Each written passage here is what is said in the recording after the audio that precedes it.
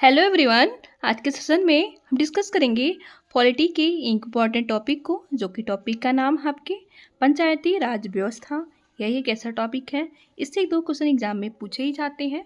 तो डिस्कस कर लेते हैं हम इस टॉपिक को और स्टार्ट करते हैं हम आज के सेशन को बिना समय गंवाए, क्योंकि हमारी एक ही कोशिश होती है हम आपको कम से कम समय में आपका कंप्लीट टॉपिक करा के जाएँ। तो स्टार्ट करते हैं फर्स्ट क्वेश्चन से। फर्स्ट क्वेश्चन है आपका, भारतीय संविधान के किस भाग में पंचायती राज से संबंधित है? तो भाग 9 जो है पंचायती राज व्यवस्था से संबंधित है। ठीक है, संविधान के इस भाग को 1992 में 73वें संविधान संशोधन अधिनियम में जोड़ा गया था। इसमें ग्रामीण स्तर पर स्थानीय स्वशासन के प्रावधान है। ठीक है, नेक्स्ट देखेंगे। राष्ट्रीय पंचायती राज दिवस प्रतिवर्ष कब मनाया जाता है? तो 24 अप्रैल को पंचायती राज दिवस मनाया जाता है। भारत के प्रधानमंत्री मनमोहन सिंह ने पहली बार 24 अप्रैल 2010 को इसे घोषित किया था।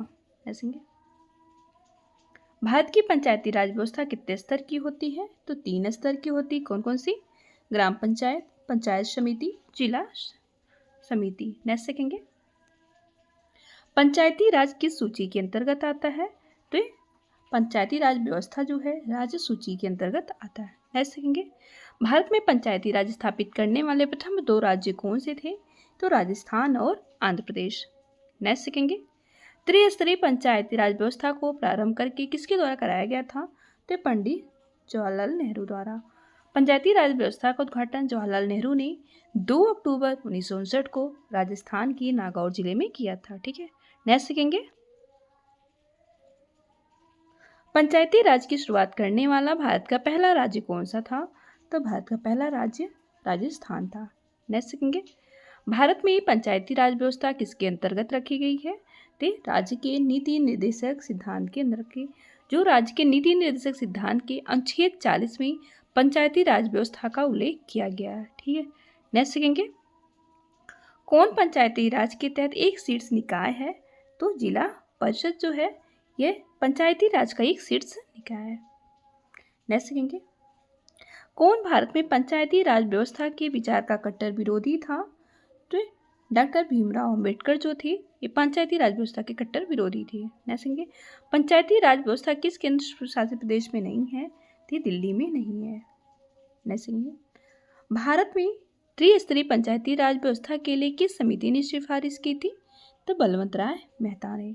बलवंत राय मेहता समिति 1957 में बलवंत राय मेहता की अध्यक्षता में एक समिति का गठन किया गया। इस समिति में 3 स्तरीय पंचायती राज व्यवस्थाओं का सुझाव दिया गया और ग्राम स्तर पर ग्राम पंचायत, ब्लॉक स्तर पर पंचायत समिति, जिला स्तर पर जिला परिषद। ठीक है, नेक्स्ट देखेंगे, भारत में पंचायती राज व्यवस्था का वास्तुकार किसे कहा जाता है? तो बलवंत राय मेहता को पंचायती राज व्यवस्था का वास्तुकार कहा जाता है। नेक्स्ट देखेंगे, किस समिति के कार्य ने पूरे देश में पंचायती राज संस्थाओं को शुरुआत के लिए मंच में तैयार किया? तो बलवंत राय मेहता समिति ने। नेक्स्ट देखेंगे, मणिपुर, मेघालय, नागालैंड में पंचायत के बजाय कौन सा निकाय कार्य करता है?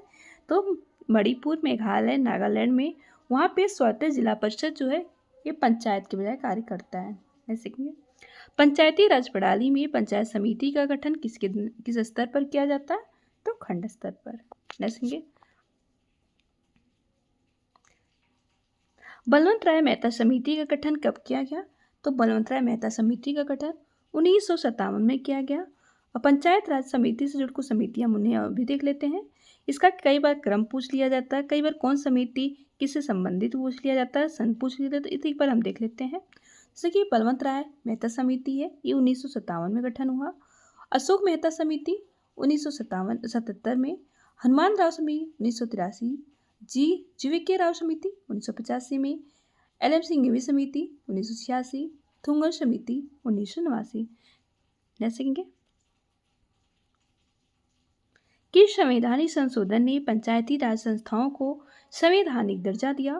तो 73वां संविधान संशोधन अधिनियम 1992 में इसे संवैधानिक दर्जा दिया गया। देखेंगे कौन सी अनुसूची पंचायती राज प्रणाली से संबंधित है? तो 11वीं अनुसूची जो है पंचायती राज प्रणाली से संबंधित है। देखेंगे पंचायत के चुनाव कराने हेतु निर्णय किसके द्वारा लिया जाता है? तो राज्य सरकार के द्वारा लिया जाता है। देखेंगे पंचायती राज व्यवस्था में प्रथम स्तर की निर्वाचित संस्था एवं लोकतंत्र की मूल इकाई क्या है? तो ग्राम पंचायत है। देखेंगे पंचायती राज व्यवस्था किससे संबंधित है? तो स्थानीय स्वशासन से संबंधित है। देखेंगे संविधान का कौन सा अनुच्छेद पंचायती राज को परिभाषित करता है? तो अनुच्छेद 243 जो है पंचायती राज को परिभाषित करता है। भारत के संविधान के भाग 9 अनुच्छेद 2 से 43 से 293 तक ग्रामीण क्षेत्रों के लिए पंचायती राज व्यवस्था संबंधित है। तो थोड़ा सा हम देख लेते हैं। जो अनुच्छेद 243A है ये ग्राम सभा से संबंधित है और 243B जो है पंचायतों का गठन, 243 जो C है ये पंचायतों की संरचना, D है सीटों का आरक्षण, H जो है पंचायतों द्वारा आरोपित करने की शक्तियाँ एवं निधियों से संबंधित है और पंचायतों का चुनाव जो है 243K से संबंधित है। ठीक है, नेक्स्ट सीखेंगे 2 अक्टूबर 1959 को पंचायती राज व्यवस्था का शुभारंभ सर्वप्रथम कहाँ किया गया था? ये राजस्थान की नागौर जिले में किया गया। नेक्स्ट सीखेंगे पंचायत चुनाव के लिए उम्मीदवारों की न्यूनतम आयु कितनी होनी चाहिए? तो 21 वर्ष। नेक्स्ट सीखेंगे 1970 में पंचायती राज व्यवस्था की समीक्षा के लिए गठित समिति की अध्यक्षता किसने की थी? तो अशोक मेहता ने अध्यक्षता की थी। नेक्स्ट सीखेंगे संविधान की ग्रामीण सूची में पंचायत से संबंधित कितने विषय हैं? तो 29 जो है ये पंचायत से संबंधित इसमें विषय है। नेक्स्ट देखिए भारतीय संविधान का कौन सा अनुच्छेद पंचायती राज स्थापित करने का उपबंध करता है? अनुच्छेद 40। देखेंगे पंचायत का कार्यकाल कितने वर्षों का होता है? तो पहली बैठक की तारीख से 5 वर्ष तक पंचायत का कार्यकाल होता है। ठीक है, नेक्स्ट देखेंगे पंचायती राज समिति अपनी निधि हेतु किस पर निर्भर होती है? तो सरकारी अनुदान पर निर्भर होती है। देखेंगे ग्राम पंचायत की आय का मुख्य स्रोत क्या है? तो मेला एवं बाजार कर। देखेंगे 4 स्तरीय पंचायती राज प्रणाली का सुझाव किसने दिया था? तो PV राव समिति ने 4 स्तरीय पंचायती राज प्रणाली का सुझाव दिया था। नेक्स्ट देखेंगे 2 अक्टूबर 1959 को राजस्थान के नागौर में पंचायती राज का उद्घाटन किसने किया था? तो जवाहरलाल नेहरू ने किया। नेक्स्ट देखेंगे भारत के संविधान के किस अनुच्छेद के तहत पंचायतों में महिलाओं के लिए सीटों के आरक्षण का प्रावधान किया गया है? तो 243D में। नेक्स्ट देखेंगे पंचायती राज संस्थाओं द्वारा किए जाने वाले 29 कार्यों की सूची कौन सा अनुच्छेद देता है? अनुच्छेद 243G। नेक्स्ट देखेंगे संविधान का कौन सा अनुच्छेद पंचायतों की शक्तियों, प्राधिकारों, उत्तरदायित्वों से संबंधित है? तो 243G। देखेंगे कौन सा संवैधानिक अनुच्छेद पंचायती सदस्यों के लिए अयोग्यता को परिभाषित करता है? तो 243F। ये है कौन अयोग्य है, कौन अयोग्य है, इसे ये परिभाषित करता है। ठीक है, नेक्स्ट देखेंगे पंचायत में पंचायती राज निकायों के लिए निर्वाचन किस संवैधानिक प्रावधान के अधीन कराए जाते हैं? तो अनुच्छेद 243K के अधीन। देखेंगे भारत में पहला नगर निगम कहाँ स्थापित हुआ था? तो चेन्नई में हुआ। देखेंगे विकेंद्रीकरण प्रणाली की सिफारिश किसने की थी? तो बलवंत राय मेहता ने विकेंद्रीकरण प्रणाली की सिफारिश की थी। देखेंगे सरपंच अपना त्यागपत्र किसको सौंपता है? तो पंचायत समिति के विकास अधिकारी को त्यागपत्र सौंपता है। देखेंगे यदि पंचायत भंग होती है तो किस अवधि के अंदर निर्वाचन होंगे? तो 6 माह के अंदर। देखेंगे भारत के शिल्पकार राज व्यवस्था का शिल्पकार किसे कहा जाता है? तो बलवंत राय मेहता को कहा जाता है। देखेंगे स्थानीय स्वशासन का जनक किसे कहा जाता है? तो लॉर्ड रिपन को स्थानीय स्वशासन का जनक कहा जाता है। देखेंगे संविधान की ग्रामीण सूची में क्या है? तो पंचायतों का कार्यक्रम जो है संविधान की ग्रामीण सूची में है। देखेंगे भारतीय संविधान के किस भाग में नगर पालिकाओं में संबंधित प्रावधान है? तो भाग 9 का में। देखेंगे पंचायती राज प्रणाली किस पर आधारित है? इस सत्ता के विकेंद्रीकरण पर आधारित है। देखेंगे जिस समिति में लोकतांत्रिक विकेंद्रीकरण पंचायती राज को सिफारिश की गई थी उसका सभापति कौन था? तो बलवंत राय मेहता थे। नेक्स्ट सीखेंगे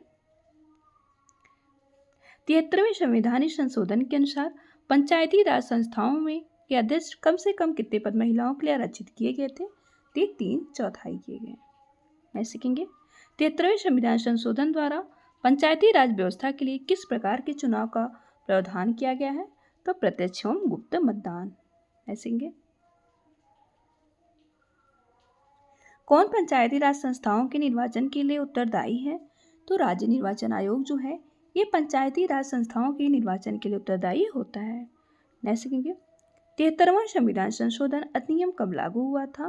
तो 24 अप्रैल 1993 में ये संविधान संशोधन जो है लागू हुआ। ठीक है, ये रहा इस वीडियो का लास्ट क्वेश्चन। आई होप आपको हमारी वीडियो पसंद आई होगी। अगर आपको हमारी वीडियो पसंद आए तो एक बार लाइक से सब्सक्राइब जरूर करें। यकीन मानिए अगर आप एक बार पूरी वीडियो देख लेते हैं इससे बाहर कोई भी क्वेश्चन नहीं पूछे जाएंगे। तो मिलते हैं हम आपसे नेक्स्ट वीडियो में एंड थैंक्स फॉर वॉचिंग।